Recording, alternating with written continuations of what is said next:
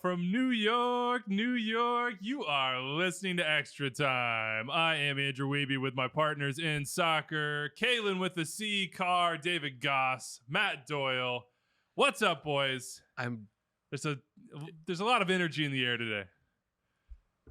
David Goss just spit a mint into his water. So and this I is quote, what happened. Why are you guys freaking water. out? Right before we started recording, you open a mint, you suck on the mint for a second. Because I didn't like the coffee. I don't want the coffee flavor in my mouth. Understandable. That's understandable. There.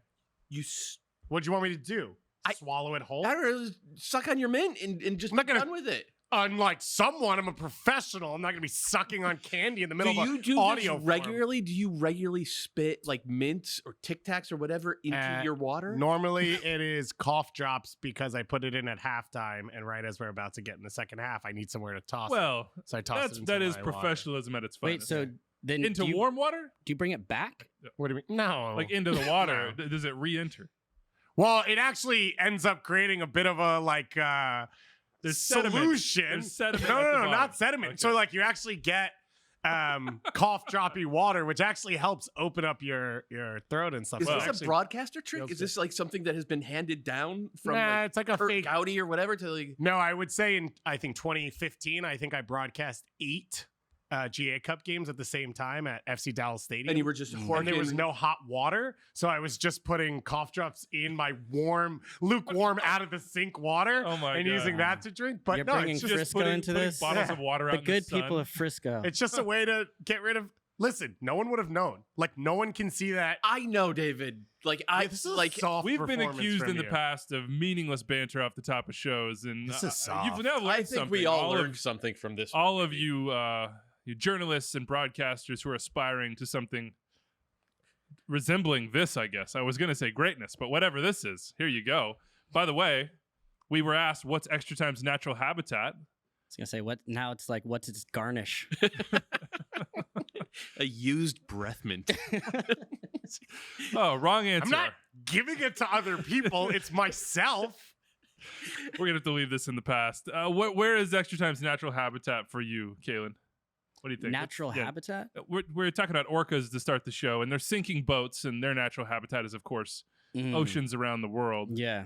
I would like to have you comment on that, but I can't be implicated in Correct. any of the orca. you've never seen an We orca. have in video person. I would evidence. say We have video evidence that you can watch. we do on yeah. Season Pass. Apple Season Pass. Yeah, check out the Well, we movement. don't have video evidence because you've never. Right. You've There's never no actually evidence of interacted. Kalen and the orcas in Yeah. one place. You actually established pretty well your lack of connection.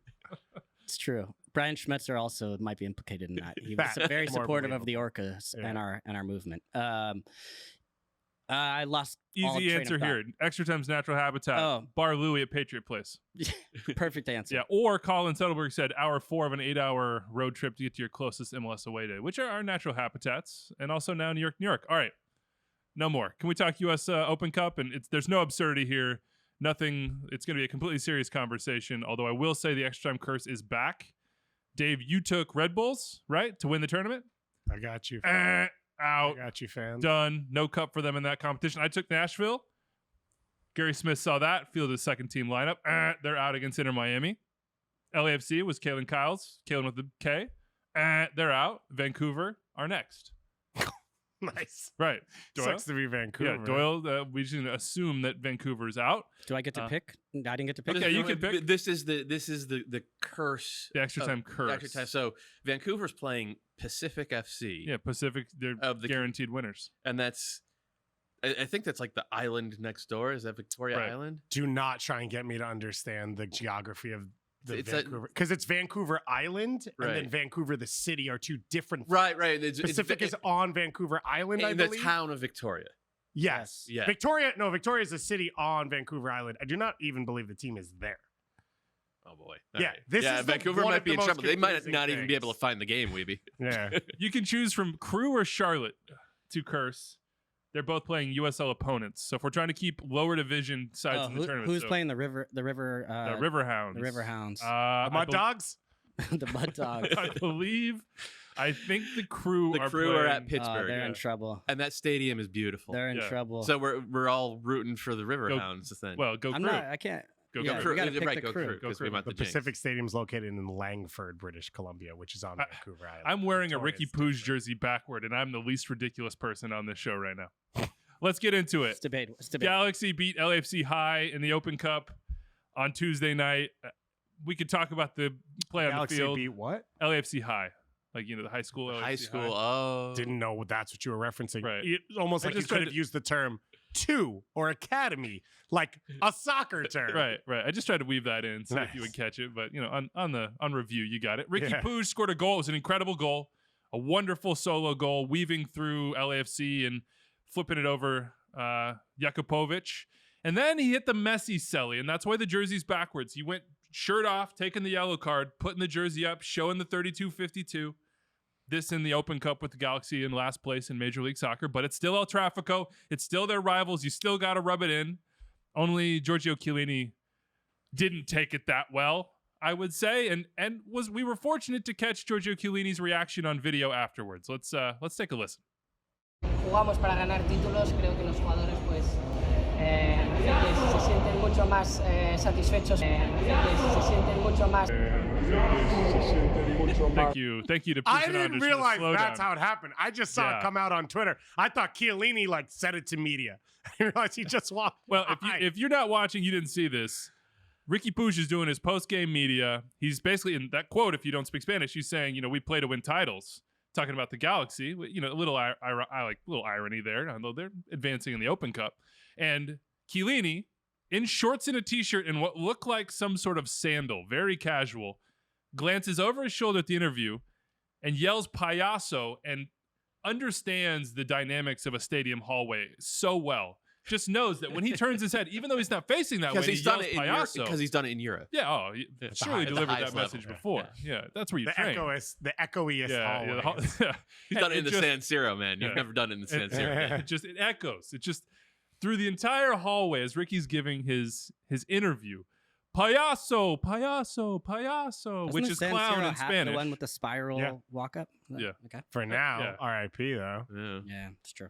What do we think of this? And I this think is it's the great. I think perfect every amount part of of it is great. pettiness on Yeah. every side here. And by the way, Ricky reacted to this and saw it, and he went on Twitter and retweeted somebody with a video of him scoring on Chiellini in a friendly while he was with Barcelona with a yawning emoji and the hands in front of the face peeking out between the fingers Wow. emoji, which you have to do. I think Anders would like you to cover your mouth more while you talk on this podcast. Use a breath mint. Listen, I'm fresh and clean over here. You're the one who has to sit next to him on that side. Doyle got that the lucky microphone is side. happy about it. These Yeah. microphones, a little sketchy. We A all little love this, sketchy. though, right? Oh, So let's start here, though. This was, as you called it, LAFC High School. not This- completely though. Let's be It clear. was Mahalo Mahalo Biuk, Opoku. Apoku, very good player. Well, Goalkeeper's my age. Yeah. Mateusz Bogusz. Nice. You wish. Well, he's also played about as many first-team games as Doyle in the last Yeah. 5 years. No offense. This was a bad back. LAFC team, and they ran the Galaxy off the field in How the first I half. can't believe you said that. You didn't say Eric Duenas' name in the same sentence. That's I'm good. sacrilege. I'm getting through the whole thing, but it doesn't matter. This is a bad LAFC team. They ran the Galaxy off the field outside of the PK, which, of course, by the way, Riqui Puig missed because Forgot one, about the that. Galaxy I are did forget incapable about of that. scoring penalties. If you remember last year when Chicharito missed, 3 in a row? Yeah. He's Before always been Puig terrible finally at took them. penalties, though. And then the other part is, bro, you missed a penalty in this game.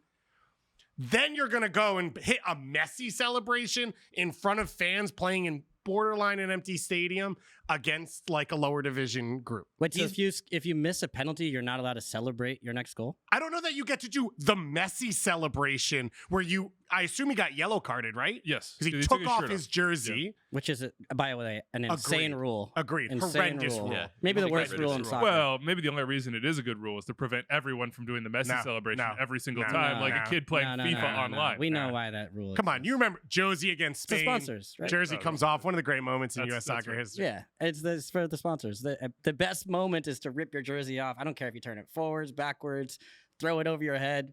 Huangwane did it over the weekend, and 95th minute. I say take the yellow card. Yeah. Did you ever take that yellow card?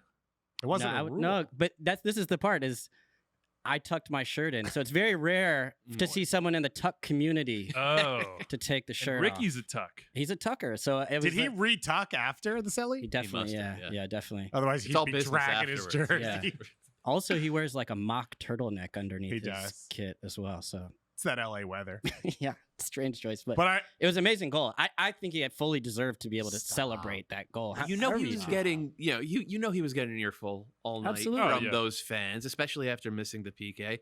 It's been a terrible year for the Galaxy. We were just saying on Monday's show, like what makes El Tráfico stand out is that no matter what the situation of the two teams are, like this rivalry always feels like it always delivers moments that are memorable, or in this case, honestly, unforgettable, because you have Giorgio Chiellini, who's one of the 3 best center backs of the past quarter century, calling Riqui Puig, who really good player, might someday be league MVP, played with Messi, came to MLS in the prime, before the prime of his Pre-prime. career, like a unique. No. Couldn't get it out. It was stuck in my throat. I saw your eyes and I knew. I just knew.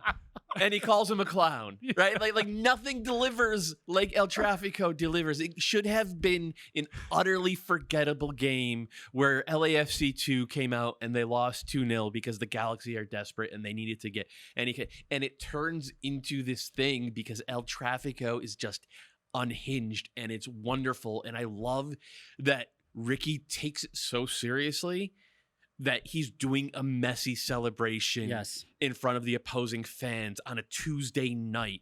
And I love that Chiellini takes it seriously enough to call him Bozo the Clown Yeah. as he walks, through the halls. Fair This game is to both great. of them. This is what we all Yeah, want, dressed man. like a dad in when I- Manhattan Beach. When I It's saw so the good. lineup, So good. I actually was like, oh, this is actually way more interesting now. Because I thought LAFC against the Galaxy full strength team, we kind of seen how that's gone. And what? I'm being honest. it's just like not going to tune in for that one because that's an LAFC. Well, win. Well, I've seen it. I was like, maybe this. I'm not trying to be disrespectful, but Yeah, I yeah. was like, it's late on the East Coast. I was like, maybe this will be over quick. And then I was like, oh no, this is. You could tell the way LAFC, the young guys came out. It's actually a really more difficult match for the Galaxy, which is why I don't. It's not easy to play. We joke about the river. I keep River messing it up Hounds. because I was joking. I Yeah, made the River joke. Hounds, It's the yeah. River Dogs. and Yeah, then yeah. it's No, like, no. Yeah. River Hounds. stuck. But it's tough playing it. I talked about getting rail hawked. Like it's tough to play against either teams from the USL or to play against your rival with the stakes that are at hand for the Galaxy and play against an LAFC reserve team, basically, where the 2 leaders on the team are both 21-year-old, promising 21-year-olds with Opoku and Bogusz, right? So Yeah, and look, Biuk as well, and and yeah. that team, you could tell from the jump, wanted nothing more yeah. than to heap misery. Yeah, they're on the desperate Galaxy. for their chance. This is their big opportunity to play in an El Tráfico, and they just came off having the manager back them the week before against Monterey Bay. There's nobody on the bench, which I thought in a way was like maybe you'd like a safety valve, but it sends a message to the young guys to be like, this is you guys. Like, we believe in you. We're fully behind you. Go out there and do it. Still a couple moments where Paul on the penalty, the ball gets behind, Brugman's behind, and you just don't have that experience where you're like, you just panic immediately and maybe pull the guy down, which you did. So just missing a little bit of that experience, but they created a ton of opportunities. I thought gave them a real tough match and had their way in it. But I don't think it's so simple for the Galaxy to say, oh, you should just walk over this team. It doesn't really work like that. So that's why I had no issues with Puig, who I thought was fantastic throughout the entire night. Like the goal he scored, the balls he was playing, he was everywhere. We've seen teams just drop their level when they miss a penalty, and I thought he rose his level after that. So but at the same time, if you're Chiellini and you see this guy who played let at him hear it. Barcelona Let him and hear he's it. going against like the little kids you're coaching or helping out, in sessions, and he's like rubbing it in their faces and stuff. It's like, yeah, he's gonna back his guys as well and let him know, like, as the senior player has done everything in Europe, that like your behavior right here is being noticed by me, which I thought was fair game too. Steve Cherundolo, just a request from all of us, and I think I speak for all of us and anyone listening, Giorgio Chiellini must start on July 5th. The next Has to. That's the next matchup between these two. By the way, the Riqui Puig, here's his quote on the goal celebration itself. Quote, "It's a fan base that puts a lot of pressure and sometimes can be disrespectful, but it is what it is." So he's speaking to the LAFC fan base and the 3252, who I'm sure he was hearing from all night long, especially after he missed that PK. Quote, "It's proof the LA Galaxy can own this city, and we went for it." I love it. Like this is what we want. Like the Galaxy are bottom of the table. This game should have meant nothing, and look at this. It's so good. But we can also follow up by saying this is a trash quote. They're about to play in the CCL final, and you guys limped across the line against their 2 team because you're the last place team in the league. When was the last time the Galaxy played in CCL? 10 years ago? It's objectively kind of crazy, but it's actually like great. That's what we want. But isn't that what we it's said better about than not rivalries, right? having this, but in the context. Yeah, no, I completely understand what you're saying This about the whole context. thing. Yeah, no, I get This it. is the last place team in Major League Soccer, and we were talking about a team that is about to host the second leg of the CCL But isn't final. that what we were saying about rivalries on the last show? Where it's like it doesn't matter I don't. When where you bring you, up rivalries, I tune out.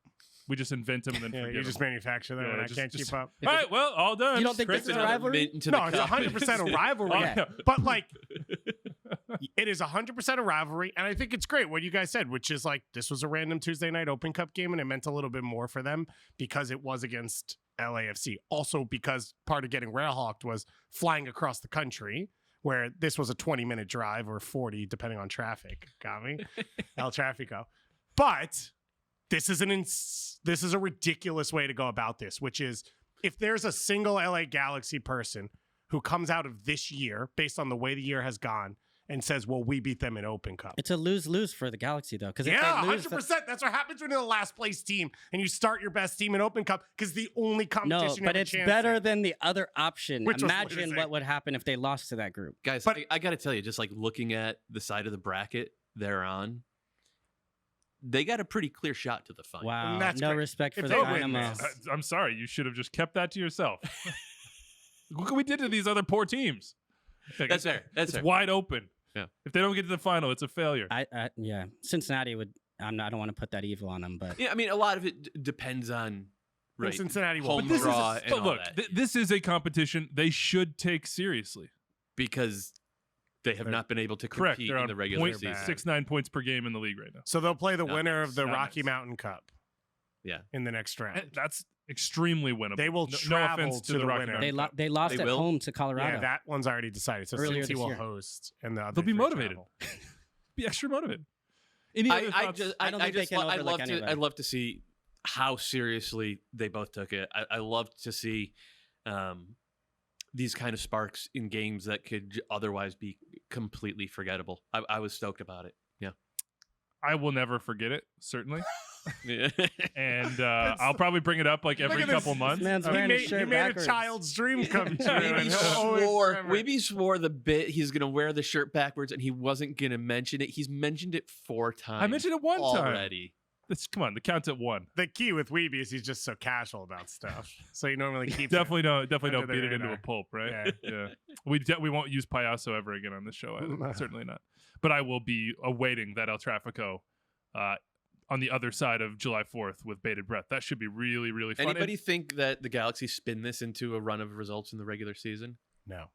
Nope. Mainly because every time we've said that this year, Yeah. they've proceeded to. I will lose. just point out the underlying numbers think the Galaxy are a lot better than their record. And the underlying numbers thought the Red Bulls were a lot better than their record. And now under Troy walk Lesesne, me through what the numbers are saying about the Galaxy. Just help. they me lead out, the like- league in chances created. They're third in expected assists. They have 10 goals on 19 expected goals. So the big issue with the Galaxy every time tough. this happens is they are one of the thinnest rosters. And so every time we say like, oh, they bounce back, they go down to Orlando and they're missing a Brugman or a Chicharito or whatever. And it's like, Yeah, it's not a well. oh, this is it's a USL roster. I think we have a lot of today. data that suggests that the people who have been putting the Galaxy roster together over the past 10 years do not know what they're doing. Right. And that's why Will Kuntz has been hired. And hopefully he will be able to put people in place who do a better job of building that out. without using an international transfer window this summer. Right. The Galaxy, I'm I will make a wager of some sort that the Galaxy finish above 0.69 points per game Sure. this year. In fact, I'm still pretty sure that this team is going to make the playoffs. I don't know about that. I mean, they've put themselves in a hole. The one thing I would say is the midfield is, I think, I would almost say elite. I really like this midfield. And the positives, they get a nice goal from Boyd. The questions for me have always been that back line and the problems that they've had conceding goals and the way they conceded goals. And even against this LAFC team, they conceded a ton of opportunities. And that's the part that makes me nervous heading towards the weekend, is to say, yes, Riqui Puig getting momentum, getting that confidence will be big, but I don't really have a lot of doubt that they're going to be able to like generate opportunities or get on track or hit those expected goals numbers. It's more defensively, are they going to continue to concede and make results, which has been the story for them for years now. It's also game states, right? Yeah. Chased in every game. They bring on the second forward. They That shifts score a a lot. goal, they lose 2-1. Yeah, that shifts a lot of those numbers because they create those chances when it's not. Yeah. I'm not saying they're a good team. I don't think they're going to win Open Cup. I don't think they're going to win any trophies this year. I just think they're much better than their record so far. The defensive underlying numbers say that they've been unlucky as well. That's not unlucky. That is a crop of, I'll call them subpar individual mistakes. goalkeeper. Klinsmann tried to match Jonathan Bond yesterday. The opening 15. I will say that other than Cincinnati, their first 3 years in the league, what LAFC's keepers have done, what the Galaxy's keepers have been the past few years, really eye opening in not good ways. Kenneth Vermeer, I think, is available. Well, okay, let's keep it going in Open Cup. Corey Baird hat trick. I repeat, Corey Baird hat trick. Those are his first 3 goals of the season. It's a Pac-12 guy. I think maybe Kalen can lead that. Nah. Dynamo beat Minnesota United. Just work them 4-0. Stanford is the only one worse than Duke. Manna from heaven for the. I heard that he. I heard that he had grabbed. They expected maybe Bossy to grab the penalties, which he always had, and that Baird grabbed it on his own and took it. Yeah, Bossy's like 5 for 5 in the league this year. Yeah, he's like the only one who's scored. I mean, they haven't had many goals through the run of play, and you know that's been their MO is going through him. Yeah, but he's. But Ben was like, but he made it. And then you could see confidence come throughout. Aliou was able to get a goal as well, too. I saw him last week in his first start against Minnesota. He looked very dangerous, gives them something different, a little more direct. Oh, don't do it. You're doing it? Weavy. Oh, the reverse collar is not very comfortable. Gosh, you just... You know, we did the. You know, this show is on camera, right? Did you know this is? Well, he was off camera when he started doing. I thought you were gonna. I thought you were holding it down for me. But you also did it as slow as humanly possible. Yeah, well, it's hard. It's quite. These are form fitting. Wow. We're good to go now, though. Goodness. Jersey is reversed. Doyle, you want a sip of water? No, I'm good. But I felt that the Dynamo would beat Minnesota. Easy to say now afterwards, but after seeing them play each other last week. I felt that they were going to be good, and then defensively they've been very good, and that part has been consistent. Steve Clark's been excellent. They've rotated, had to change a bunch through the back line, but they've been consistent. And Minnesota also put a ton into this past week, going on the road in Portland. I thought they were going to rest and rotate a little bit then, knowing that the Open Cup was coming up just Tuesday. They flew direct from Portland to Houston, which is not easy to do. It's hot in Portland on turf. Now you're going to Houston, but Adrian Heath pushed the Chipsons. They got those 3 points in the league, and then had to rotate a little bit. Although still put out a good lineup. But then he was disappointed with the effort that he got from a few guys. He did not sound happy after that game. It's understandable. I mean, 4-0 red card, unnecessary red card. To be honest with you, it's a bummer. With Minnesota, the past few years, they've always really taken the Open Cup seriously. So the final in 19? Yeah, it was at 19 or 20. Yeah. It was the last one before COVID. Yeah, in Atlanta. Yeah, there was no one in 20, right? Or 21. Yeah. So they've taken it seriously under Adrian. So it's a little disappointing to see them go out like this. It's understandable, though, coming off a road win, conference road win in regular season play.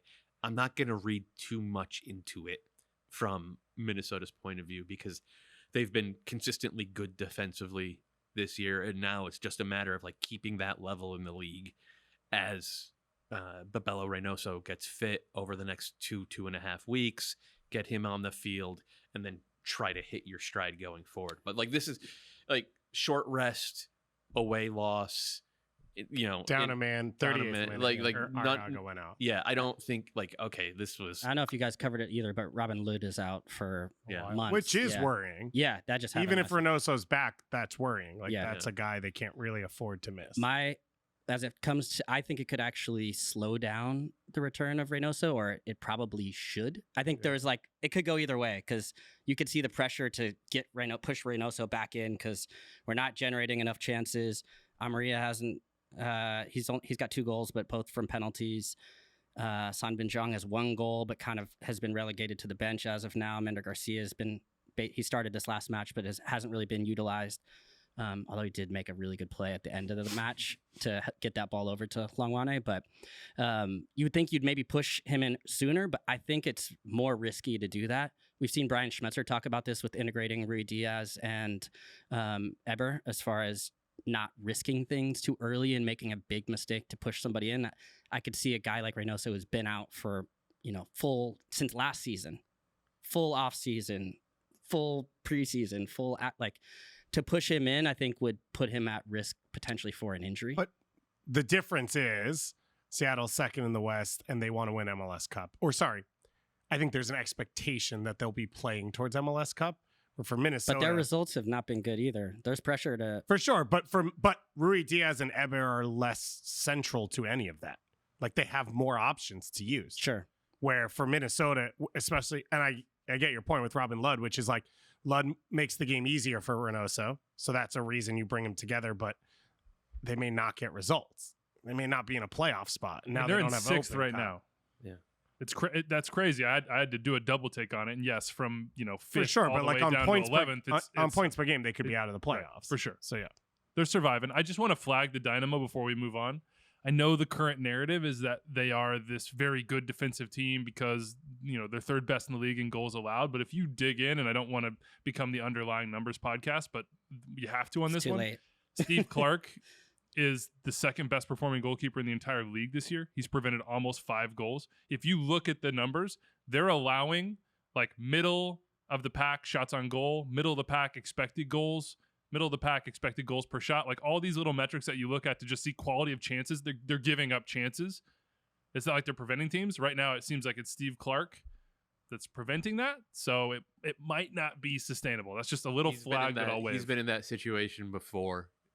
Steve Clark's been like one of the great underappreciated. In Portland, he had goalkeepers. some eraser seasons. Yeah, he was fantastic. And then he didn't have a great MLS Cup, and that's all anybody remembered. But like, he was great that year. The real worrying thing for Houston that they have to really solve now, and like we saw some of it in this game, but I don't know how much stock to put into it. They're dead last in the league in chances created from open play. They still have no way of creating chances. Forget creating goals, like creating chances regularly. They do not do it yet. I think they have some good players on the team. I don't see anyone from their wingers or from their central midfielders who's just naturally going to be that guy. Coco Karaski is an 8. We know Ache is an 8. Bassi, Franco, Corey Baird, like they're good players. They're not centerpieces. So it seems like this first phase under Ben Olsen has gone well. Where it's hitting a ceiling. And I know it's stupid to say it after a 4-0 win. It's hitting a ceiling with what this team is capable of. And I think when the transfer window opens in 2 months, this is a team that could end up making a lot of moves. The other thing that's been going through my head, I'm sorry to keep going along on this. When you were talking, Kalen, I was thinking like, what if Weeby just started like turning the shirt inside out again?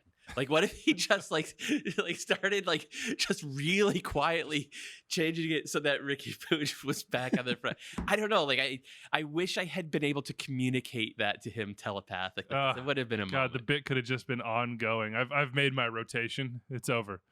Dave, what'd you think about Nashville fielding a slightly weakened lineup in the Open Cup in Miami? All good? I would never say all good about this in Open Cup because I think we look at a lot of clubs that don't have any trophies, and like that's okay, right? One team wins MLS Cup. Supporter Shield is really tough to do in a league that is parity driven, but then you do have some outliers that push for trophies like that. So I would never say, yeah, just toss it, because this is an opportunity for a club like Nashville, especially to host big games. That's the big thing with Open Cup, I think, for a lot of teams, like a chance to host a semi or a final. But in saying that, everything is going right for them. Walker Zimmerman's out, so they're a little bit of game-changing depth for them is gone right now. I think I understand the idea of being safe in a moment like that on the road where you're third in the East, Hani's playing at a high level, it's all clicking in midfield. And let's be real, from the high of 2 years ago, they went through a year and a half of like Godoy was never healthy and Dax was questionable as well. And so they have some miles on some of those legs that you want to protect. So I can understand it from their point of view. And I think that they should go through this season saying we can win MLS. He brought on Hani in the 65th minute. Yeah. Brought Fafa. in Daniel Lovitz. Alex Muel's armpit. Yeah, they scored right away. No, Muel scored right away. Yeah. But there was Sorry, I the just saw weather that goal. break right after that. Yeah. And it felt like that killed their momentum. Like they had more of the game. They just brought on Hani. Muel scored, I think, on his first touch, had all the energy. And then after the break, well, I switched over to the Red Bull match, but then came back and saw immediately that Miami had scored. And, but Miami came out with, I think, 9 of 11 starters. Mhm. So they came out. Well, they don't have any other. They don't even have other options. Yeah. But yeah, they pushed. I felt like Miami pushed a lot in on this match as well, too. 72 minutes for Randall Leal in this one. Like that getting him back up to And at that spot, because it gives you flexibility to just not play Hani there if you don't want to. Right, because you could still play the diamond, Yep. and now Hani's the second forward, and you could just let him be an attacker instead of having him conduct things. So it was a loss for Nashville, but like Pyrrhic victory. no, the opposite of that. Oh, right. A Pyrrhic Wait, victory means yeah. you won, but you at can't what do that cost? again. Yeah. Yeah. To go back to what Keelan's saying about, or Dave, you were saying about home games. Sorry. I mean, this is a Miami home game. Like, they've had a little bit of a back and forth, let's say, between themselves and some of their hardcore fans who have been painting tifos and the like that are not exactly congratulatory to the staff and the players. So this is an opportunity to show your fans you're serious. Like when you're on the road, you have Hani on the bench, you bring him on, you try to change the game. It didn't work out. Back to the league you go for Gary Smith and the Yotes. All right. I'm gonna audible here. Does anybody think that Nashville's gonna win a trophy this year? What does think mean? Like would we Better than Guarantee it. 50-50. Better than better than 50. No, No. it's less than 50% for me. Not unless they go make a big signing, right? But they cleared the gonna. way, right? Yeah. Akeloba. They cleared the So way. if that happens, then I think they could definitely be right in. Would you though say it's that it's over 50% probability? Let me. there. No, I No, wouldn't. not over 50%. Yeah. 50% is too high. That was an absurd number. But whatever number you choose, I will say yes, because I think we've already seen they're a good knockout team. Yep. And Leagues Cup, I think, is a good setup for them. Yep. And so I can feel pretty safe they're going to make the MLS playoffs. And so it feels like between those two competitions, yeah, I feel comfortable in saying that Nashville. They're like a top. contender. They're a top. Like LAFC right now in a tier of their own. But in that next tier, it's Cincinnati, Philly, Seattle, Nashville. Yeah. They need to make the signing to get there, but the fact that with Hani, they will have the best player on the field in a lot of their games. That matters in a knockout tournament. I can't watch you drink that. It's so. Oh, he's back. We caught you, bro. It's water. Well, it's flavored water, technically. No, let me put a Yes. mint in my mouth for a really long time and then drink water because it's so No, I different. thought we had gotten over the return to studio, be in public again thing, and then I realized we still got a ways to go. All norms I'm gone. still People are rotating Still not shirts in wearing the middle of pants, this. though, so it all worked out. By the way, Rapids and Toluca in Central Group 4 with Nashville. So just Are we going to talk flag for Cincy Leagues or Cup. are we? Yeah, we're about skipping? to. FC Cincinnati snuck past the Red Bulls on the road. The Troy Lesesne era was very close to having just an incredible Technically, start. still hasn't lost because I think a shootout is a tie. Okay, I'll call that fair. Thought they got a little bit hosed on a PK shot late. There's no video review in Open Cup. There's also no angle. No. That's fair. I don't know how you are That's sure fair. about that. I said a little What? bit. That's- thought. No, that's 100% a penalty. How? That's 100%. How? This is. We're gonna go into. You guys are both Here. on instant replay. For, I don't wait, wanna, sorry. I don't want to deal For with it. me. Oh, okay. In my Thank you. opinion, I was correct Yeah, on that one. yeah. In my opinion. There you opinion. go. There you go. I don't know Yuya Kubo at all, though, but it seems like he came into that club at a really bad time, and he has been a really loyal soldier. Like, he came in as an attacking DP who was going to make the Japanese national team, and then spent like a year and a half either playing as a D mid or coming off the bench. So it was just cool to see him start at forward and score. It wasn't the cleanest goal, but Meanwhile, living in hell is fire the entire time. Yeah, sure.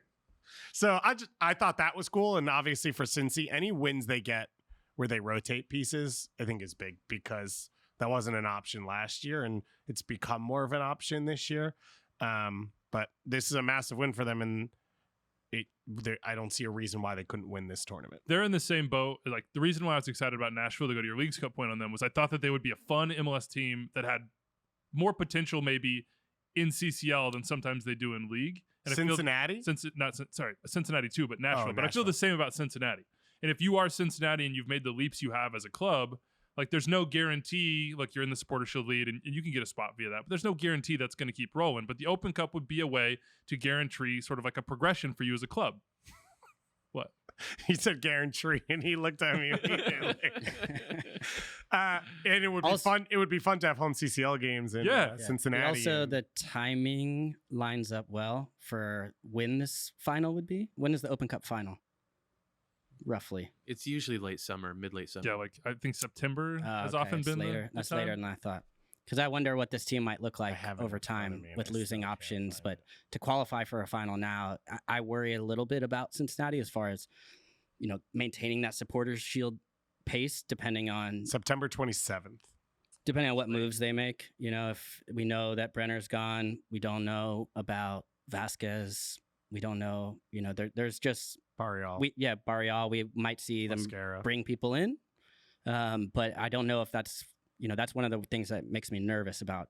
But Doyle's if you did it in the prediction. summer, let's say they can still win the Open Cup as constructed. Look at what they're doing. If they get home games as well, Absolutely. it's over. They are home in their next round against either the Plus, White like Dogs or we saw in the Columbus. playoffs last year, they're not an easy out. They gave No. Philly everything, very to the last minute. Vasquez has that chance, and Blake comes up with a ridiculous save, as he does. But And they went to Red Bulls and won. in the yeah, playoffs. and also they haven't really clicked into their full form yet either. Because as much as they say, if they lose this guy, they lose that guy, but like, we haven't even really seen the best of them. The thing I keep going back to actually thinking about is that Philly team last year, and how Jim Curtin, because I've seen Noonan come on 360 and talk about it, and I called a couple of their games, and he's pretty honest always about their form, and feels like, we haven't hit our level yet. And it reminded me of Jim Curtin last year talking about the Philly team, saying, we're not quite there yet. Like, we're winning, we're in a good spot in the league, but we haven't, tempering enthusiasm.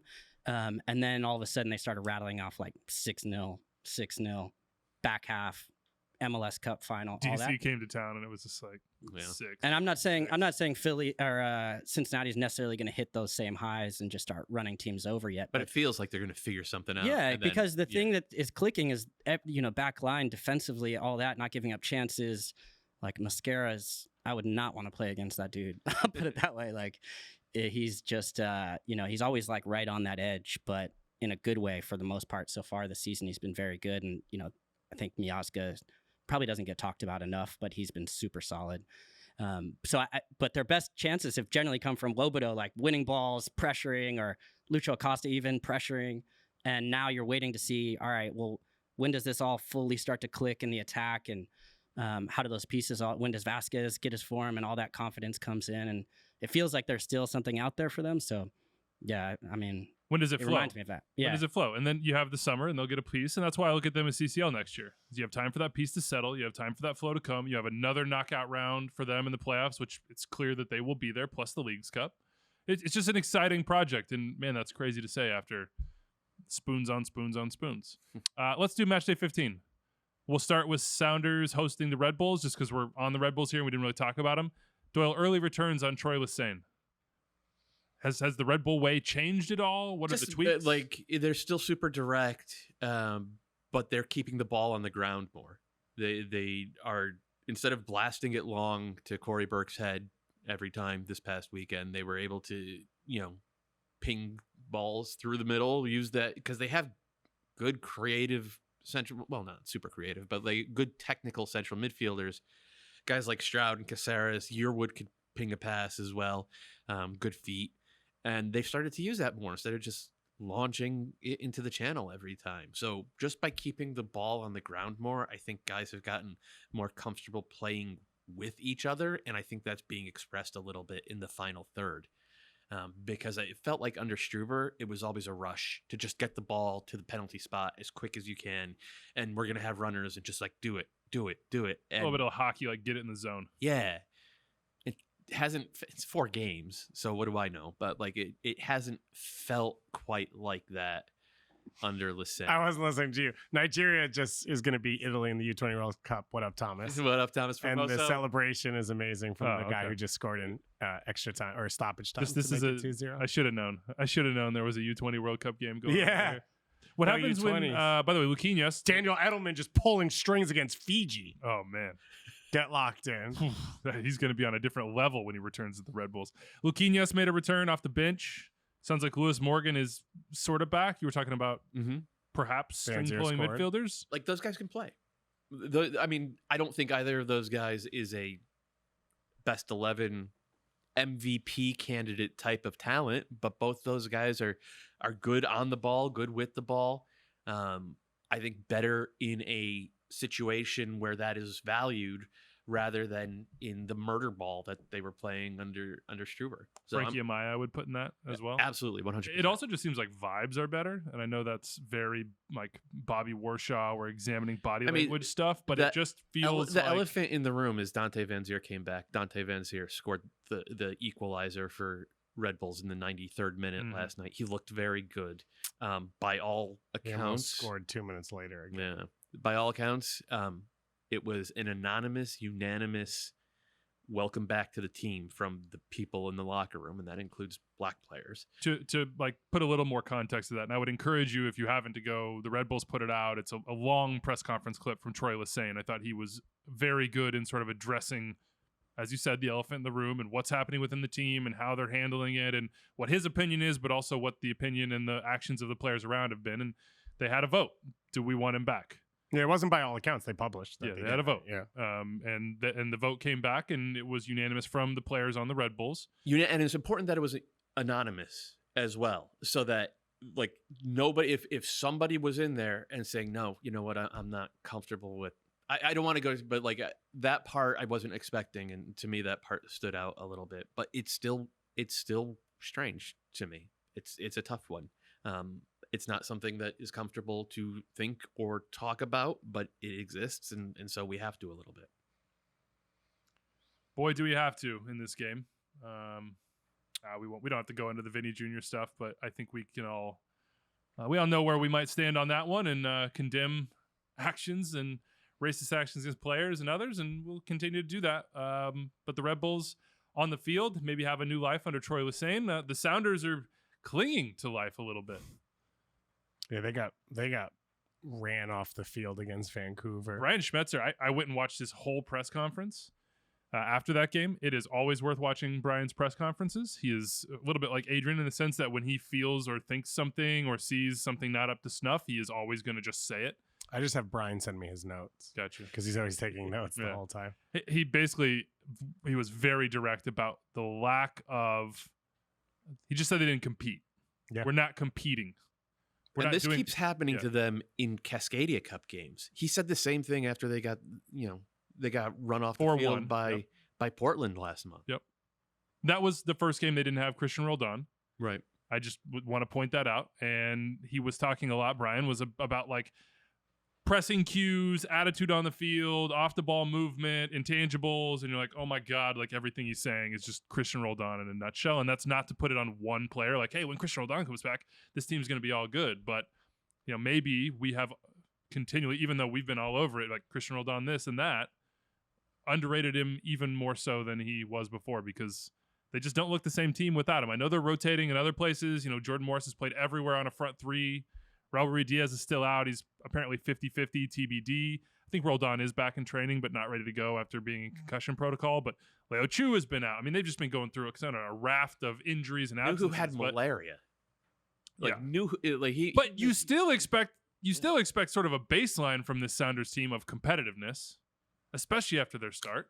You would hope so, but it's a long season, and remember their season started a month before everybody else's because they played in Club World Cup. It's not surprising to see a dip, especially when you're missing so many big pieces and you've had to juggle so much. I'm 0% worried about the Sounders. I think come middle of next month, they'll probably start stringing wins together. They might go out and win Leagues Cup or something like that, especially once they get Roldan and Rui Diaz back. So I think if you're a Sounders fan right now, and Anders is like openly sobbing into my into my headset right it's now. Unbecoming, Anders. Yeah, if you're a Sounders fan right now, It's very Swedish of him. It's so emotional. Yeah. It's like the frustration palpable and completely understandable, especially because it came against the Caps and it came against the Timbers before that. But it's like, as people who have watched this team, like last year was an aberration. We're not heading towards another version of, whatever 2022 was. Like I would stake money on the Sounders finishing top 2 in the Western Conference. Schmetz never won a Shield though, right? 2014, Right. That's they won. That's the thing. Like Yeah. I felt like they had a chance to win the Shield this year because they didn't have CCL play. Yeah. But the injuries have piled up and hit them in a way that it like it's tough to keep your head above water, especially when there's Orcas down there. Don't they still have a chance to win the Shield? You'd think the Orcas would help the Sounders. Yeah, they do still have a chance. And as Doyle said, the thing about Seattle in the past, like what we saw for Philly last year, is like when they get on their roll, and they really start to crush teams, and teams, it feels like the spirit's out of them before they even show up, especially for Seattle home games. Like when Seattle's good, that's who they are. And you add in, while they've had these injuries, they do have depth. So when they're good, they can still rotate and keep performances going. But on the like grit side, you talk about Roldan. João Paulo's also been in and out. Yeah. I think that's the other half. I felt like in the Vancouver game, Rusnak gave them some of that bite. Like he was high energy. He was all over the field. He was trying to create things left and right. He is not an emotional leader, I don't think. So I don't know how it trickles down to other people where it feels like João Paulo, Nico Lodero, Rui Diaz, Christian Roldan, those guys are. And it feels like that's what they're missing. 3 straight home games: Red Bulls, Quakes, and then Portland. So pretty crucial, sort of pick you up, see where you're going, point of the season for the Sounders, who, as we said, look, it's been going poorly for the last 8 games, all comps, 2 wins in that time, and they were both sort of like, not exactly dominant in any way. It was they're giving teams win their in first Houston. win. They gave Kansas City their first win. They gave Austin their first win in like 8 games or something like that. But it's still a team with 23 points. Yeah. They have more games played than most with 14, and they've won 4 at home and won 3 away. So pretty balanced all out, even though Anders is chicken littling this whole thing, obviously. Yeah. Okay, let's keep it moving here. Let's hit Toronto. I want to read this statement from Toronto FC just to provide clarity on Lorenzo Insigne's travel and status for the Austin match. Last week, it was Lorenzo did not travel to Austin. A little clarification here. Because of a foot injury, Lorenzo was out on the field on Friday. He hoped he would be okay, still struggling. He met with Bob Bradley and the medical team, and he did not get on a flight to Austin. So Lorenzo Insigne was not in Austin, a match that Toronto FC lost at the very, very end to a Jesse Zardes goal. And I believe, just to repeat from last show, had 3 shots. So there is a little clarity on that one. I would say that, it remains an absolute wreck in Toronto. Like I don't think that people are getting along behind the scenes and that everything's okay. It's not behind the scenes. Bernadeschi basically said it. Yeah. Well, I think in his press conference, in the bright lights, they're not, and I think that fairly reflects what is going on behind the scenes. I don't think it makes things more positive that your always injured, super expensive DP is injured. It changes maybe the issue, but the issue still exists for the last place team in the Eastern Conference. Is there a way to pull out of this? Like how would you go about trying to pull out of something like this? I'd probably start by going back in time and signing Mark Delgado to a longer term contract. Yeah. That would probably be my first move. And then from there, I'd start to build. Have you been in a locker room ever, Kaylin, that's been in, that's had some disagreements about the path forward, let's say? Yes. And then I got out. Well, It's kind of how about that? Well, you start to see one fall, and then when I was in Chicago, you start to see one guy leave, and then the next guy leaves, and then you're like, oh man, like these are players that I respect, that are good players, and then McBride retired and CJ retired, and it was just like you could just see it all kind of like falling apart, and you were just waiting for somebody to come in and fix it. And it just never was happening. In fact, it was just kind of going further off the cliff. And I didn't ask to go out. I think Houston started the conversation, but I was happy to go there because, and the thing was, I would say for the players, maybe like not Delgado in this case because he's landed in another mess, but for the players that have like gone, that end up in a. Why is everything I say funny? It's like I don't even know if it is. I just But didn't realize. I find Dave's reactions and laughs to I just just- be it's intoxicating. like the second time I've said something just very intoxicating. what I I thought just was didn't normal. realize the Galaxy are about to catch another one, and It's I not appreciate straight. it. It's I mean, No, you're every right. week on the show we go through these Yeah, teams. you're right. You're right. But for those that like maybe go like a Schaffelberg where it's just like you go somewhere else and maybe it's not as I don't know. Nashville is. I mean, I'll speak from my perspective. You go to Houston. You're going from at that time a club like Chicago that had all of the kind of hype. We brought in big stars. We brought in Blanco. We brought in McBride. We brought in all these big players. Neri but Castillo says his name. Yeah, well, that was a part of that era. And it started to go off the rails, and you're like, I got to Houston, and I was like, man, we are like driving to training from a football stadium to a practice center. We don't have our own stadium. There were like rats eating the protein bars in the locker room. It was bad. They were jacked. All the Those old rats stories were that you huge. would imagine were a part of that. But I was like, we have a manager that tells you exactly Right. like where you stand, why you're playing, why you're not, tells you to your face. I Assistant don't coaches. believe that Bob Bradley is not doing that. I'm not trying to catch him. No, I know you're not, but like to take your perspective and like understand 'cause Yes. you've been there, right? You've Yeah. been in a locker room for a team with high expectations that has fallen apart, and because it didn't have the proper kind of leadership. I don't believe for a second that Bob Bradley is not giving these guys tactical instruction. Yeah, that's. I just don't. I don't. And like, okay, maybe he's not the right manager for them. That's fine. Like, that is a different thing than coming out and saying we're not getting. There's a tactics." difference to be- between saying we don't have tactics and you not liking the tactics. But Yeah. to be clear, in that post-game press conference from Bernadeschi, he spends 5 minutes complimenting the effort, energy, and focus of every single player on the team. So he's not saying the tactics don't fit us or we're not executing the tactics. Like, he was very specific Yeah. about stating. No, I think it came about because they asked about the young players. And he was like, they are trying as hard as they can. The veterans are in training, in the games. We just don't have a clear vision. Yeah, going forward. it's So I bizarre. agree with you, I mean, but- it feels like players using their stature to try to affect change, and that is the sign of a broken culture from the top down. It doesn't, like, Bob Bradley's not the highest person in that organization. Bill Manning is. And Bill Manning was the one who made these moves to sign Insigne and Bernadeschi, and I'm sure Bob probably had some input on that as well. I think they signed Insigne before Bob. That's was. true, they did, yeah. So it's it feels, the process there feels broken, and it doesn't feel, and this is outside looking in, right? Though we've all heard stuff from people who are on the inside.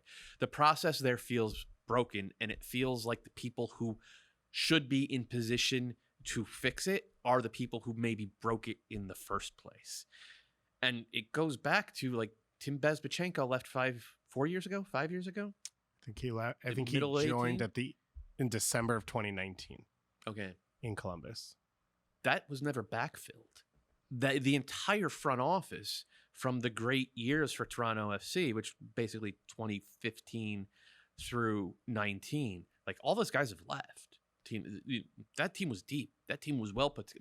Team didn't make mistakes like letting Mark Delgado go. In fact, they picked him out of the dispersal trap. You know, like when you lose that much institutional know-how and the culture is as kind of shattered as it is, it's ugly on the outside looking in, and it's probably going to cost people jobs, players, coaches, front office, whoever. Like somebody, like it should not be like this. We said it was going to be boom or bust. That was like the narrative. That's So I would just say to that point, it's feeling that way. The thing that surprises me is that, to your point on Bob, like if I looked around the league and I was like, okay, what manager, you're going to bring in these two Italians, huge personalities, like what manager can handle this and like keep them pulling in the same direction as the manager, basically. And I would have said Bob, like off the jump. It was like, oh, that's a the good guy fit. who coached Vela and Stoichkov and whatever. That's a great else. fit. Like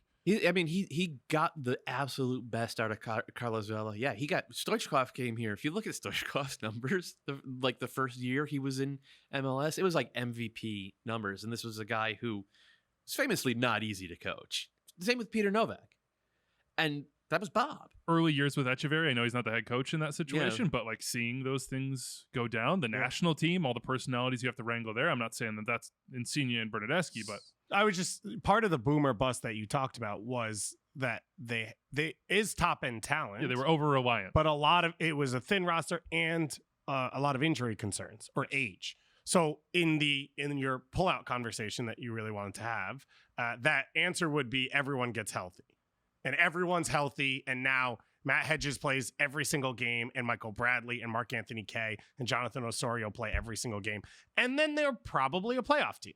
Like, I would be shocked if all of those guys were in the team, plus the addition of CJ Sapong and Ayo Akinola healthy. I don't even know if they're 5 points out of the playoffs right now. Yeah, It's the entire nothing's playoff over. line. Yeah. At this is point, it just Diamande feels still on the absurd. roster. Diamande's still on the roster. I think he played last week. One point that I want to make that I've been thinking about, I've been discussing Toronto with a bunch of, like, every group chat I'm in, we've been discussing Toronto because it's so fascinating. The balance on that front line for LAFC with Vela on one side and a center forward who was hard worker, whoever it was, they were there to work, and then Rossi on the other side. Vela and Rossi, both excellent players, very different players. Rossi was always making those runs off the ball, trying to get, into scoring spots around this.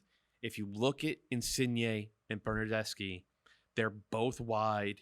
Neither really is making those direct hard runs off the ball, stretching the field. All of that is on the center forward, which changes the balance a lot when they're in possession, because now the whole game becomes more compact, because like the center backs just step up, play the center forward off. Okay, CJ's got to come back, and now suddenly instead of 25 yards of space, you have 18, and it's ugly. So the fit, even though Insigne and Bernardeschi are both very good players, MVP caliber players in theory, they're not really making each other better when they're on the field from what I've seen. I'm not sure that was thought about before these two signings were made. Look, Wooly did here. I don't know that we have much to add. We don't want to do a fifth show of 20-minute TFC segment. Let's switch to the other side. Well, last thing I'll say, okay, go ahead. real quick. Yeah. You can have the best tactical setup at all, but if you don't have buy-in to the tactics, it doesn't matter. It doesn't matter. And the only way to get buy-in is with points, is by like putting your plan out there and getting results, and people then start to follow you. And this happens with any new manager stepping into a place where it's like, oh, we want to play this way, we want to play this, and you're like, okay, well, I'm with you. I like the idea of that, but I want to see this work for me individually, and especially if you have star players that want to get theirs. but then also from the group to get those points to cement that philosophy. And then once you're not getting results and that compounds, then the locker room can start to splinter as I'm with the coach or I'm not with the coach. And that's where I would start to worry, is to say, okay, if you were to give me any manager, you say, here's the tactical problem, here are the pieces you have, I would pick Bob Bradley as like one of the first names to fix that. But it seems like from the comments of Bernardeschi and others that the buy-in part is where it's not there, and the results haven't been there either. So now it just starts to compound. Hard to get people to sacrifice and be selfless when you don't have that results side, right? It's like, well, but then you don't get results if you don't sacrifice and change the way you want to play. So yeah, it's a tough situation. DC United getting some folks to band together. Kalen, they won. Yeah, there you go. They won, and so it was more fun. So then they all did the thing to do it again so they could win again, and then they're having a good time. Go figure. Oh, yeah. Greg in DC says, Rooney swallowed his pride, switch formations, now in or winning everything. I don't know what that means. They're now in, or at least win, or... No. They're competitive. They're competitive. Yeah. Despite being projected to finish bottom by everyone. If he maintains this, he'll get a top manager job because he's potentially very good and sells tickets. Give me some positives outside Benteke, Kalen, because we have just waxed about Christian Benteke over and over. It's the easy conversation with DC, but do you have any other positives to add? Yeah, well, I don't know. Every time I watch them, Tyler Miller scares me, man, with the way he comes off his line. But that's what Rooney wants. I know it's what he wants, and he gets most of them right. But it's always like right on that edge of like, I can't believe they're doing most this. Is a very big word in that sentence when you're talking about a goalkeeper who's 50 yards away from goal. But man, it's been. But I think even the way that that's set up has been clever from Rooney to understand they don't really have a lot of pace in the back line to be able to, like, they need to make the field smaller, push up. They're playing a lot of direct balls, so they can't sit deep and leave those lines open. So they have to push higher, which then means your goalkeeper has to play that sweeper keeper role. So it's kind of like if you're playing direct, that's sort of an effect from that cause.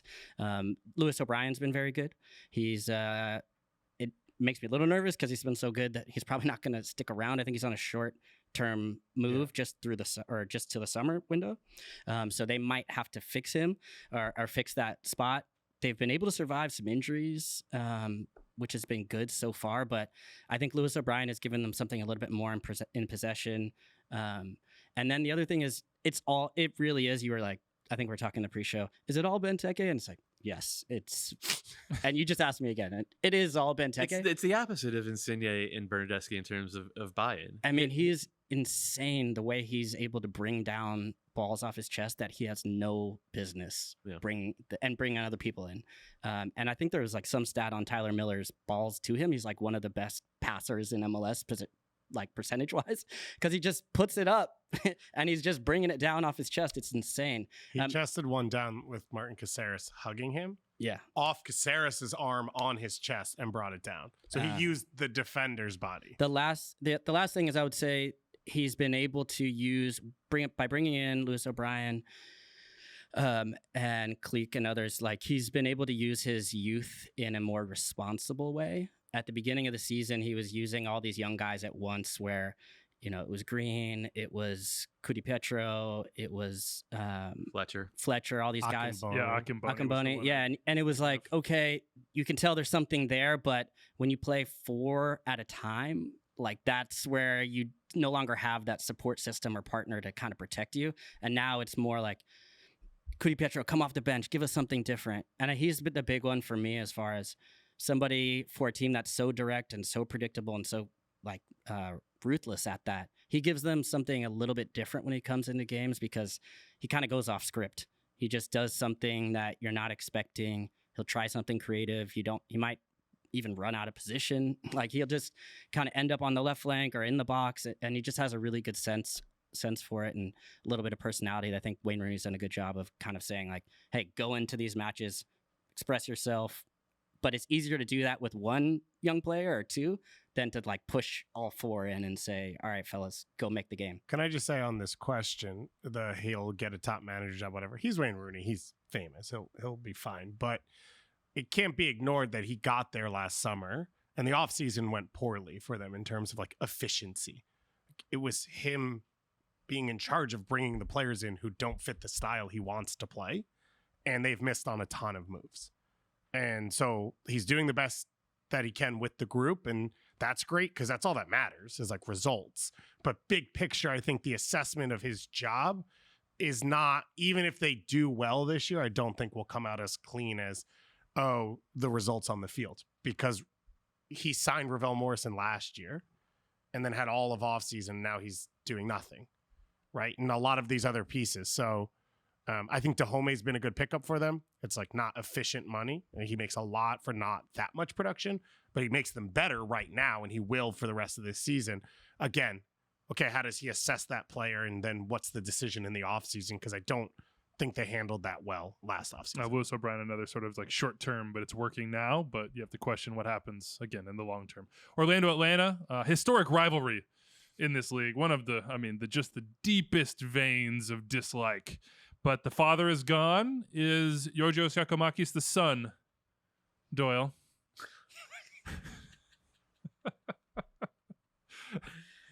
I don't know, Weeby. What do you think? I think he could be. 8 goals so far in 527 minutes. He's got 3 off the bench in the last 2. Reference. Got it. You just got it? Yeah. I knew you were going to try and get it in somewhere. I just thought you'd start yelling Orlando. The Holy Ghost whisper in your ear? Yeah. Sorry. My bad. You need somebody to like rev things up. Yeah. And Giakoumakis feels like he is just one little moment away at all times from screaming at a teammate for the ball, which he did in the last game. Pointed his hands at the ground, just like lost it, threw a little fit, and then turned around and the ball was coming back to him and he scored it. So it's a flip side of Giakoumakis. And then he can get in behind, he can be the physical presence in the box. He feels like a little bit like a Rui Diaz-esque signing from Garth, of like a guy in that age profile with success at, fill in the blank big club, who's looking to be sort of the shining light for somebody for the next 4 or 5 years. He looks that part, Doyle. He looks like a big time star and a Golden Boot candidate for a long time. Yeah, if they can keep him healthy, and I don't think he is in the part of his career where he's dying to go back to Europe. He wants to be the centerpiece of the team. He wants to score goals. He wants to make as much money as possible. You could check all those boxes, and probably he wants to win the Scottish press to write wistful headlines about his success. And you can check all those boxes, other than maybe the Scottish press thing. Oh, no, they're doing it in Atlanta. So much coverage, and it gives Atlanta a focus for what comes next, because what we have seen through 2.5 months of this season is that what's there now is just, it's not going to end up being good enough. Almada is excellent. He will be gone at latest. He will be gone at the end of the season. He might be gone this summer. We know Luis Araujo. He's gone this summer. It doesn't feel like Ibarra or Sosa are going to be long-term solutions. Rossetto will be there forever. Rossetto will be there. He is part of the furniture at this point. In so many ways. Miles Robinson might be gone at the end of this year. Having a center forward who is that reliable and that basic, like there's no bells and whistles to Giakoumakis' game, right? He is what he is. Makes it, I think, easier to just build back from there. Like, okay, well, we need one winger who provides really good service, and we need one who's probably a little bit dribbly, and we need a true number 10. We need a ball winner and a conductor deeper in the midfield, and then we need 2 flying wingbacks. Let's get after it. And I think that, like, it is a really good first step in getting out of this perpetual cycle of mediocrity that Atlanta's been stuck in since 2020. And I think it's where they're going to end up this year. This is not going to be a title winning, unless major changes happen. This is not going to be a title winning team this year, but there's going to be like, oh, okay, the path is clear now. We haven't actually talked about this, but if that's the case, would you not maybe, if you're assessing it and saying we're not going to win MLS Cup this year and we have more work to do, not proactively sell Miles Robinson and do right by him so that it's like, doesn't work out. Is that right by him? You want to come back. Is that what he would want? If he doesn't want to sign a contract because he wants to go somewhere, Wouldn't he be able to get more money on a free? And maybe, choose his but wouldn't he location? be able to start in preseason with the team he's going to go to and That's get his fair. feet wet That's true. and get comfortable? And then you're the first option back if it doesn't work out and he wants to come back. Plus, you get something. That's a fair point. I hadn't thought of that because like I'm just an idiot 'Cause on they a need pod. him. I'm just an idiot on a podcast saying they're not going to win anything this year. Like maybe in the locker room and in the front office, they're like, no, once we get healthy, we're going to be really good and we could win stuff this year. I feel like if you have Giakoumakis healthy and Almada, they could win any of these. They could win Leagues Cup. They could win MLS Cup. Would it be likely? Would I give them a 50% probability? No, I would not do that. But they could believe it's.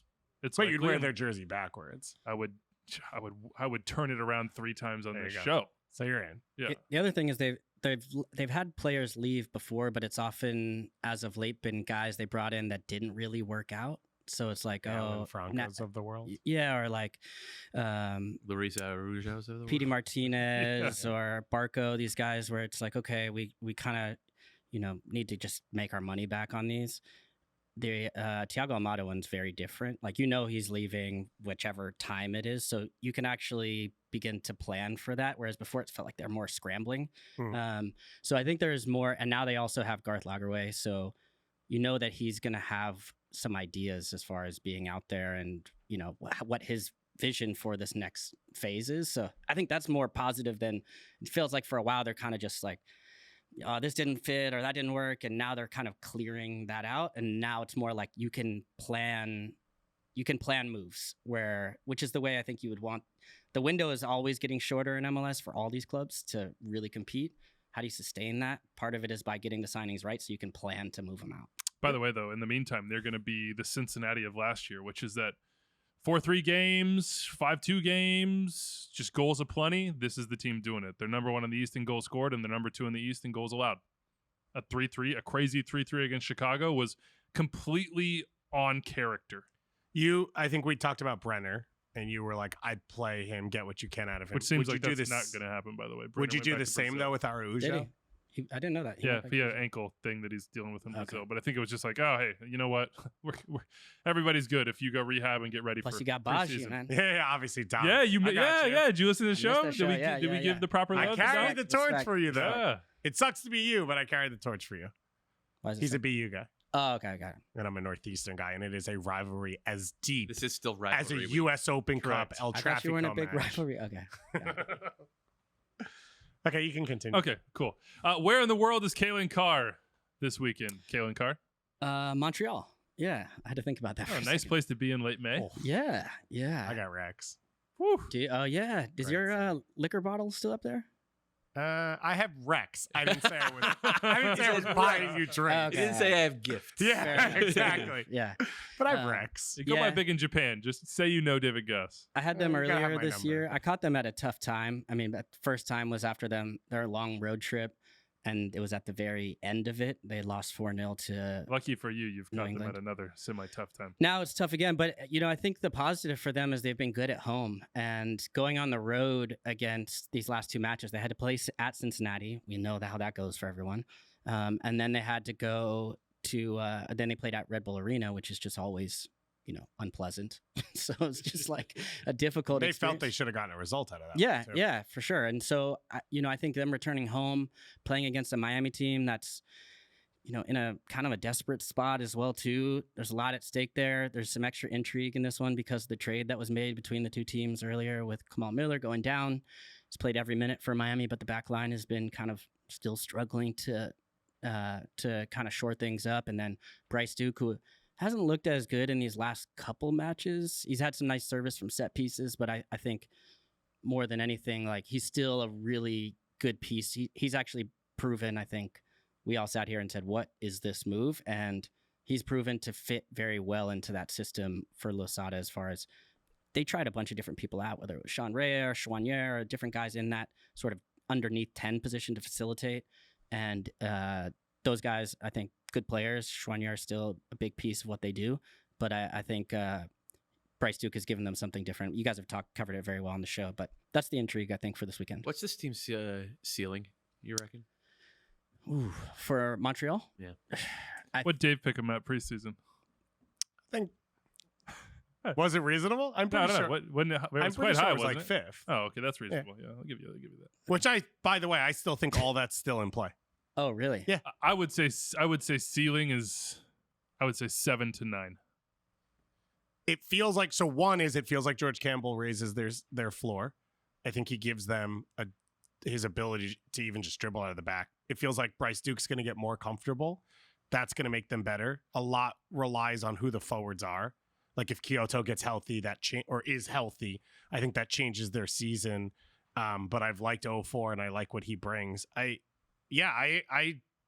If I was a Montreal fan, I'd still feel pretty good about the group I have. We have a report here filed from one producer Anders who we have to ask a David Goss of the past what his prediction was for Montreal. I'm getting hit this week. 11th in the East. That was your prediction. No way. Yeah. Wow. Montreal? Your own Fraud. people. No, that's not right. Fraud. That It's doesn't, all. no, that doesn't that's not sound right right. because he was talking about them as being just as good this year as they were. I last thought so year. too, but Anders You know what it trying is? It's like he just To, Anders changes. is trying to set him up. That's not right. He's just changing it every Anders is a week. snake in the so that grass. he I always, don't know how to find this, though. Yeah, I don't know where I'm trying Anders to find found it either. my He says he's preseason gonna send it prediction. to you. He's emailing it to you right now. All right, our extra time games of match day 15. Doyle, what's your match? Colorado hosting Cincinnati. FC Cincinnati are 8-0-0 at home. They lead the Supporter Shield race by a pretty decent margin. 5 points, could be more than that if they win their game in hand. This is not technically a game in hand because everybody else is playing. But anyway, they're really good. They are one I win. did have them 11th. Wow. Oh, Wow. God, the more you know. Wow. The more you know. Apologize to Anders. I'm no longer name dropping you up there. No, you shouldn't. Wow. This is an eye-opening experience. I did pretty well in the other ones except Red Bulls.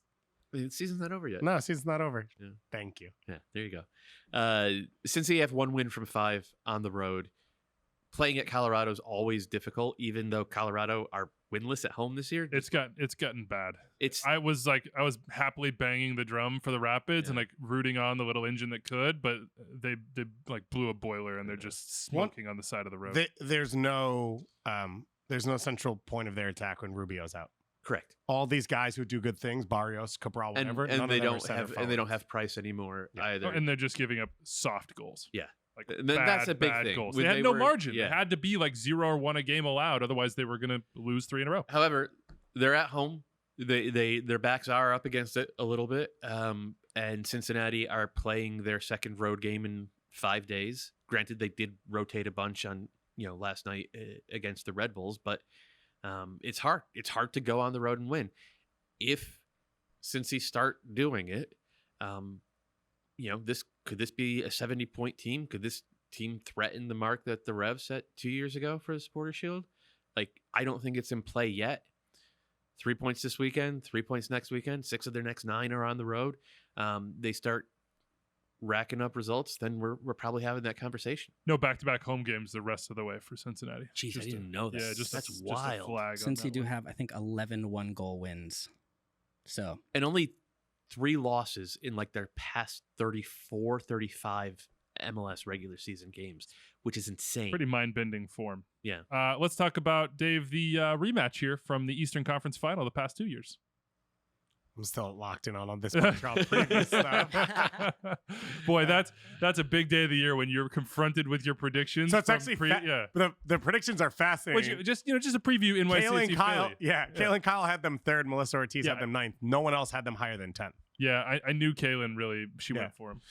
On NYC Philly, this has been fun the last 2 years, right? And there is other stuff to this rivalry now. I think especially coming out of 2021, the way Philly fans and Philly and Jim Curtin and anyone else that has ever had a cheesesteak in their life feels about the way that Eastern Conference Finals went down and then how close they got and all of that.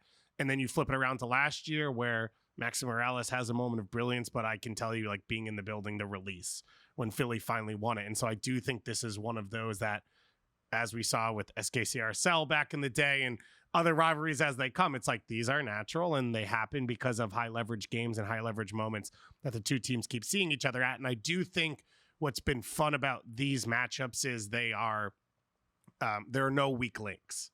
So when you look at MLS a lot of times, like, yeah, the talent's elite, but what does the middle or bottom of the starting lineup look like? Is that where it's won or lost? It doesn't feel that way with NYCFC and Philly, and especially over the last few years.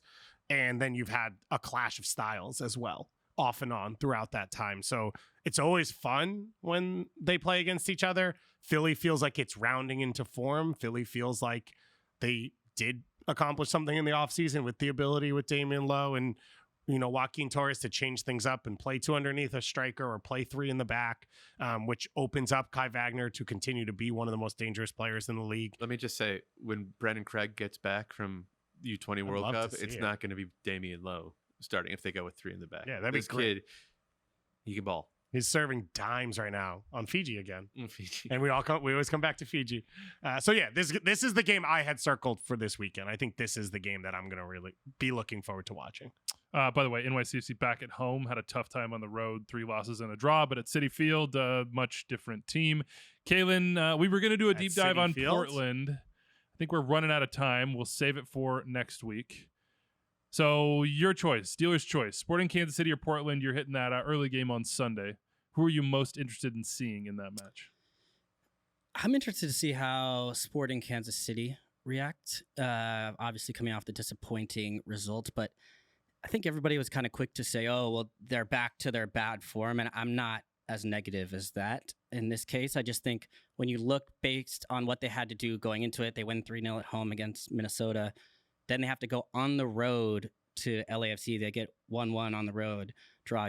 That is not easy to get that result. And St. Louis didn't play midweek. And then they're just sitting, waiting for you at home. And I'm not going to go into your instant replay area, but that first call on the penalty is not a penalty for me.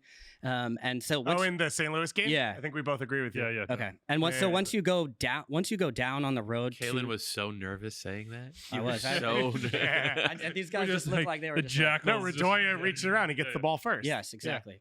And so, but once you go down like that in St. Louis, like you're in big trouble. And so like that changed the outlook for me. So I could see, especially against this Portland team, I really like this Portland team. I just saw them last week. The 2 center backs, McGraw is very good. Him and Zuparich, and then Diego Chara, of course, in front. But they put a lot of pressure on those guys and Ivicic because they push their fullbacks high. That's right where Sporting Kansas City have the strength with Shallowy and Russell. So I could see Sporting Kansas City having a good matchup and a bounce back at home. I'm going to go with the other Sunday game, Nashville Crew. I just think a good, sort of tactical game. You have Crew who are going to possess. That's what they do. Doesn't matter where they play, how they play, who they're playing against. Wilfred Nancy wants them to have the ball. They'll advance up the field and try to sort of blunt any momentum of the other team and defend via possession. And meanwhile, Nashville, at home, away, whatever, they're at their best, most effective in transition moments. So can they find those moments? Can they turn the ball over in good spots against this Crew team who have shown that when they get turned around and are going backwards or are forced to make decisions under pressure, that sometimes they break. So I think a fascinating game to finish out. Plus, they'll be coming off tonight's game against the mighty Mud Dogs. Yes. Let's go, the dogs. Shout out Bob Lilly. Shout out Danny Griffin. Some legends on that squad. 100%.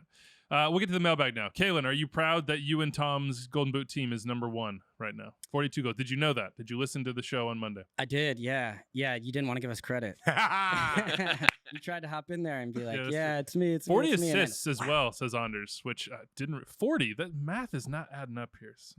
That math is very wrong, Anders. You got to...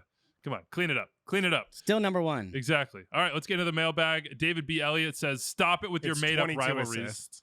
Good math. Yeah, I knew it was not that. David B. Elliott says, stop it with your made-up rivalries, and we won't. He says we didn't give enough love to Portland, Seattle, which does anybody think true. that Kansas City, St. Louis is actually a made-up rivalry? No.